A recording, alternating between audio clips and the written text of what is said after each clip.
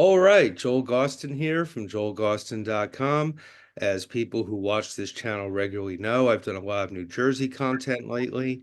For this installment, I wanted to focus on Connecticut. Of all the scenes I know about, Connecticut is the one I'm sort of catching up to in a lot of ways. So I'm very fortunate. I have a guest who can fill a lot of blank spaces for me as far as history. It's my pleasure to welcome Mr. John Bomber. John, how's it going? Oh, it's going good, Joel. Good to hear you, and I thank you for this opportunity doing this interview. It's really cool. I've seen a bunch of the ones that you've done with some of. I'm not worthy almost. I see some of the people that you have done your interviews with, but I'm glad you're giving me a little choice chance here to blab and talk a little about Connecticut and New Jersey and punk rock and whatnot. Yeah, absolutely. Really looking forward to it. I guess to kind of give a very brief introduction to the viewer who's new to your history, you were an old school Connecticut punk rocker. You worked for quite a few years in a band called Seizure, who were very active in Connecticut in the 80s. You were pals with the guys from Adrenaline OD from Jersey.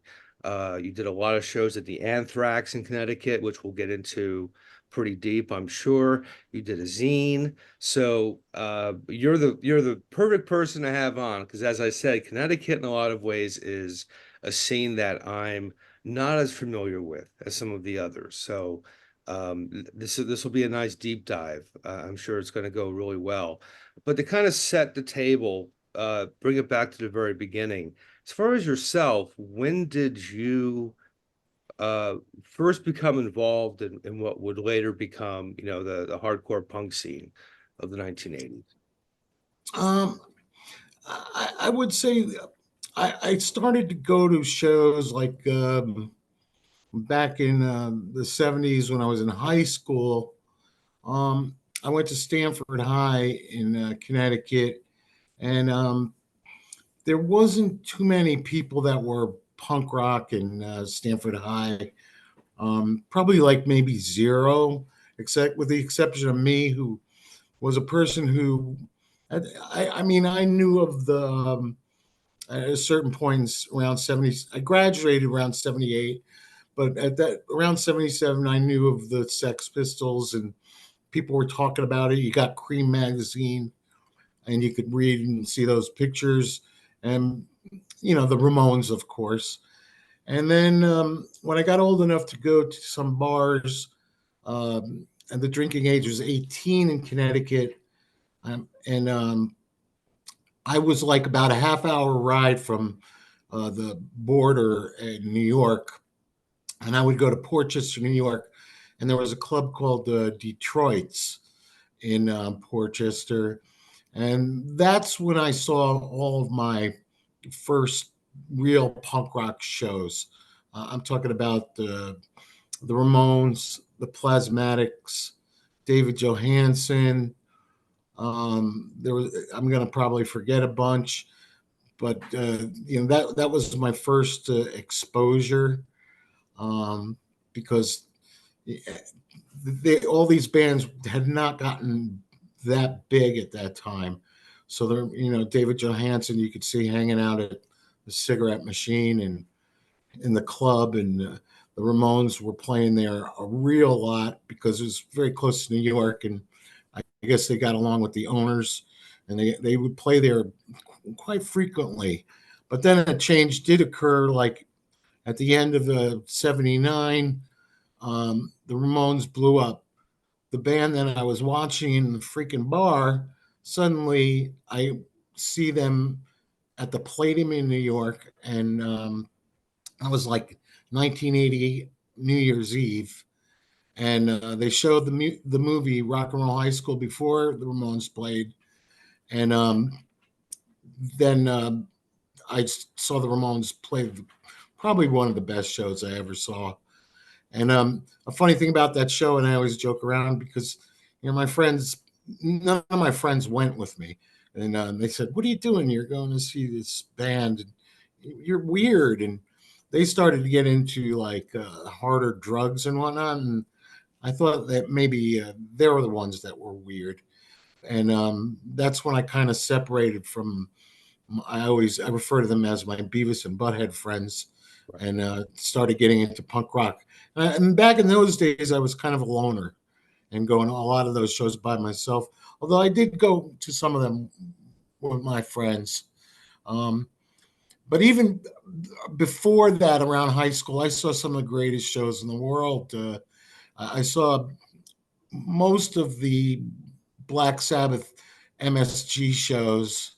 That was, those shows were phenomenal. People like Ted Nugent and Van Halen opened up. Um, then I saw one of the later ones with the Black and Blue tour. Mm. Um, but the first big show I ever saw was Bad Company. I was like really into Mott the Hoople, so I was happy I could see McRalph's and Bad Company, and that was the first real big concert I ever went to. So then, flashback forward into those other shows.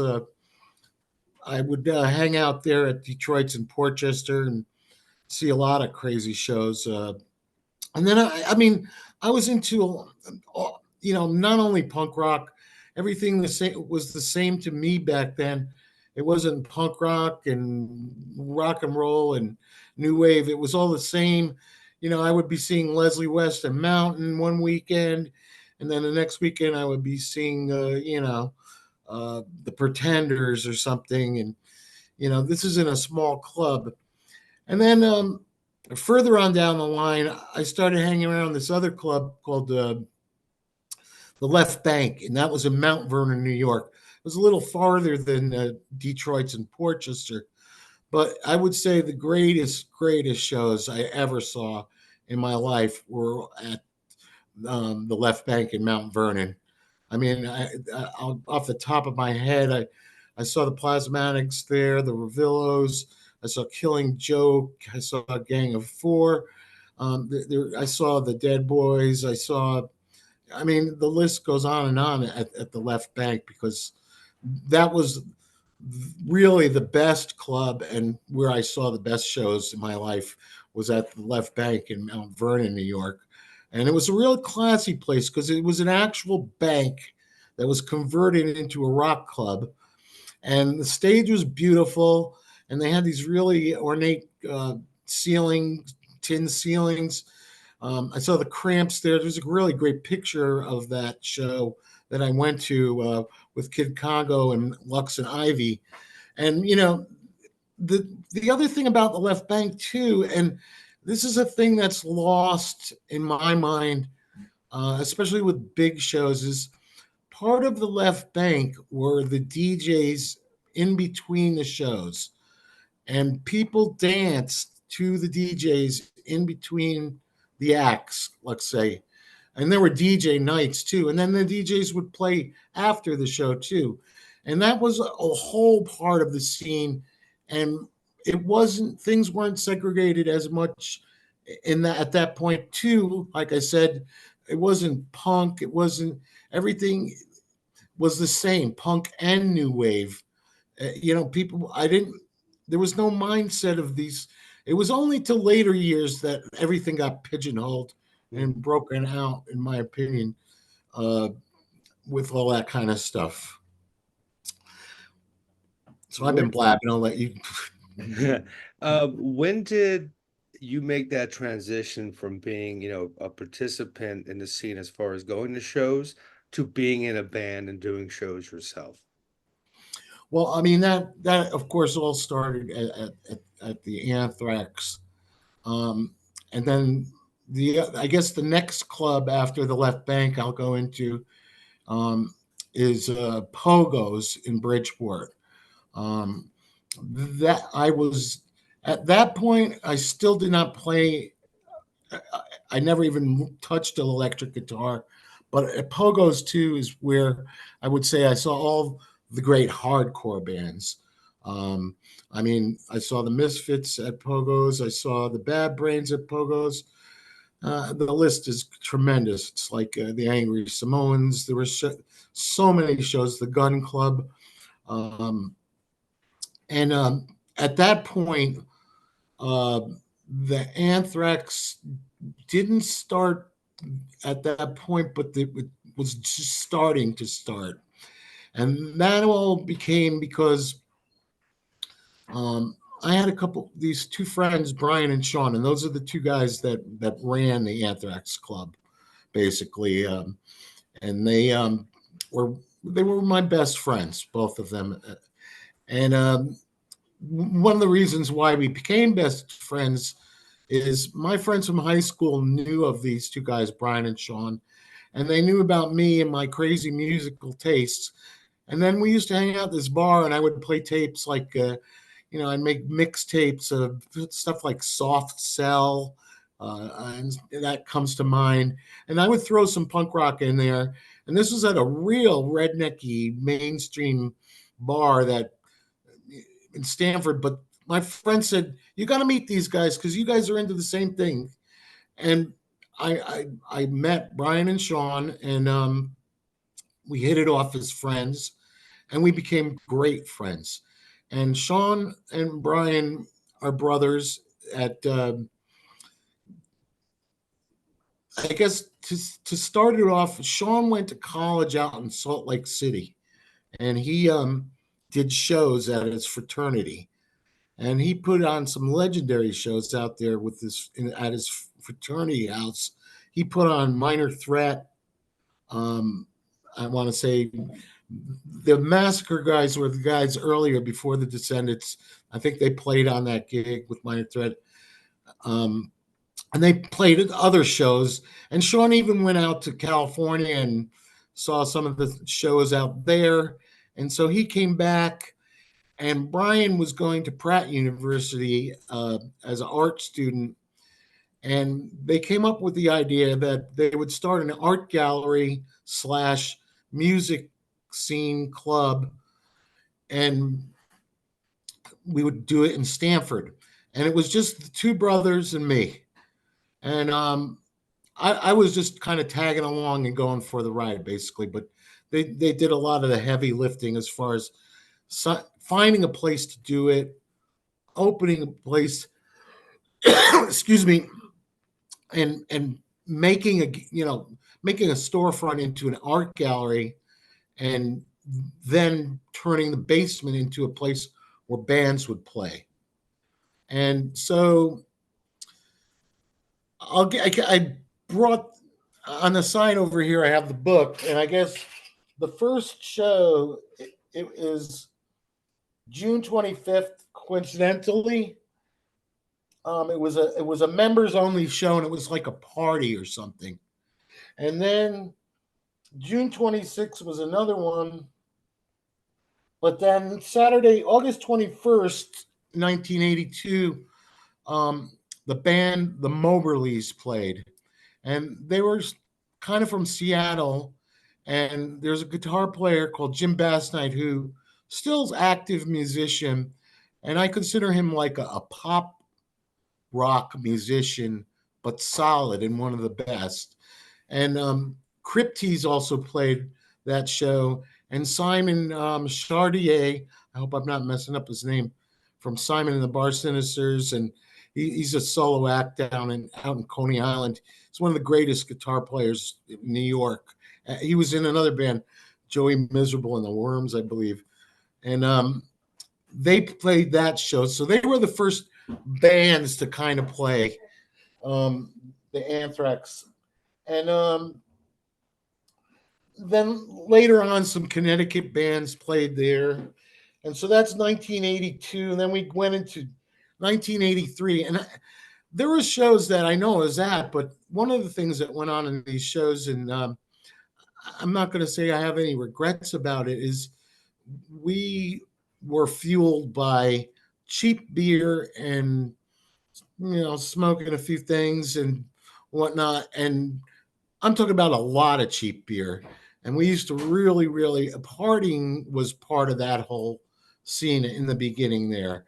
So a lot of this stuff, I don't even have much of a great recollection, but TSOL was one of the earlier bigger bands that played. And so that was like around 1983. And then they had a Pogo's benefit. um, for the Anthrax, and I'll read you the bands that played the Pogo's benefit. Um, it was CIA, Vatican Commandos, Reflex from Pain, AWOL, which was Moby's band, Violent Children, which is Ray Capo. Agnostic Front played that show. Hours of Torture, Hose, Rick Rubin's first band, Lost Generation, which is another band that we got to talk about because Lost Generation is a band I roadied for and big Connecticut band. Cause for Alarm, Counterforce, and the Religious Go-Karts played, and they became the Vatican Commandos. So they had this benefit show at Pogo's, and I think the cops busted it because all these kids were underage, and Pogo's was a bar. And so all these kids hid under the pool table when the cops came, like Ray Capo, and there's some funny stories about that. And but anyway, so that was the beginning there, and that was like 1983, and then we go into 1983 was when the Anthrax went full blown into putting on shows, and some of these shows I know I went to. A lot of them I can't remember. But Friday, June 17th was DRI, AOD, CIA, and Violent Children, Ray Capo's band. I mean, what a bill that is. Mm.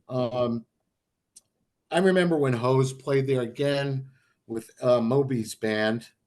The bands, I can't even go over the list. It's really crazy. But to get back to your original question, which took me what I don't know how long to get to. Saturday, November 12th, 1983, was our first show at the Anthrax, and it was with the FUs, which is ironic, Misguideds, Violent Children, Ray Capo's band. Ray Capo played drums in Violent Children, by the way. He didn't sing. There was another, they had a different singer, Dave, and he was great. And we played that show, and that was our first show. And I think the Misguided made a comment because they saw our drummer Jeff, which you know Jeff, and he's quite a character. And I can remember to this day, one of the guys in the Misguided said, "Oh my God, this guy's in a band," because Jeff had a reputation even before he was in a band of talking to every band he could possibly meet and talking their ear off, but being the most friendliest social person that you could ever meet. And he has the greatest heart in the world, and I love that guy. He was my roommate, and we played music for so long together, me and Jeff. So I have to say that me and Jeff got together. I gave him a ride home from Pogo's one night, and we became friends. And I think that's when we decided, we would like, hey, you want to start a band? And I decided to get this electric guitar now because I was fooling around with acoustic guitar, and I bought an electric guitar. And you're talking about a person that never played in a band, but we were just, starting from the bottom up, and we got our hold of these two other guys, Carl Agell, who still plays in a band this day, and to this day, he was in a few other bands after Seizure. Carl, he was in School of Violence, and then he was in COC, Right. and now he's doing a lot of. He's been in a couple of real heavy rock bands. I think it is. I'm not remembering the name of his current band, but he's still very active in playing, and I give him a lot of credit. And and so is Jeff. Everybody's still playing. I'm kind of taking a rest from playing myself at this point. But anyway, so that's really where we started. But that was a good idea to start Seizure because the fact that I was friends with Brian and Sean, the guys who ran the club, kind of gave us the in to become pretty much the house band for the Anthrax Gallery basement uh, t- time of the Anthrax and into the Anthrax moving to Norwalk, Connecticut, because that was the other transition of the Anthrax. Is it was in two locations in Stamford, and but it was on the same street, and it was just these little storefronts, and it was in a really bad neighborhood, by the way. It was across from the rehab center, and it was just down at the bottom of the street of what we called the Hill, and that's where you could get drugs and weed or whatever you wanted. And bands used to actually go up there once in a while, and some bands would get burned once in a while Right, and right. ripped off of their $5 trying to get a nickel bag. But that was that whole area. I mean, I lived in the nice suburb part of Stamford, Connecticut, but the in Stamford where the Anthrax was, that neighborhood was pretty shaky, and but we never had any trouble or anything. And I mean, maybe people were a little like, look at those wacky people, because we were talking about skinheads, mohawks. I mean, really full blown punk rock type people hanging out at that place. Well, it's fascinating to me, and I brought this up when I had Jack Steeples on a couple months back. It's 2024. Um, but when I started playing in bands and traveling, it was the 90s. It was still a little like what I'm about to describe, but when you guys were doing things, when the Anthrax was happening, to put it in the context, there obviously was no internet. It wasn't like I can send somebody a Zoom link and we can do something like this. None of that existed. So the fact that all these venues across the country were doing things like what the Anthrax did with a phone and what else, it kind of blows my mind that all these bands were able to tour and do these things with so little resources compared to what it is today. And ironically, we have all these resources and people seem to be doing less now, but that's a whole other conversation. But it's kind of mind blowing to think back then, 83, 84. I look at some of the bands that played the Anthrax, legendary bands played there. Um, and bands from all over the country. I mean, it's just amazing what you guys were able to accomplish with just word of mouth, basically. Well, it's been discussed on the Drew's show. Um, One thing is there was the stolen phone number thing Right. where bands got these 1-800 numbers. Or I don't think I ever really did it myself, but bands were well, there. A lot of bands did it, and they basically had these stolen numbers that everybody used and booked tours off of. And that was one thing that was done. And the other is those zines. I mean, the zine scene was what took place of the internet. All right. Well, I guess that's going to be a great place to leave it. For now, we're going to reconvene in a couple of days for part two. We've got some technical issues on this end. So this is a good place to start. And John, you and I will reconnect for part two, and we'll take it from there. Sounds good, Joel.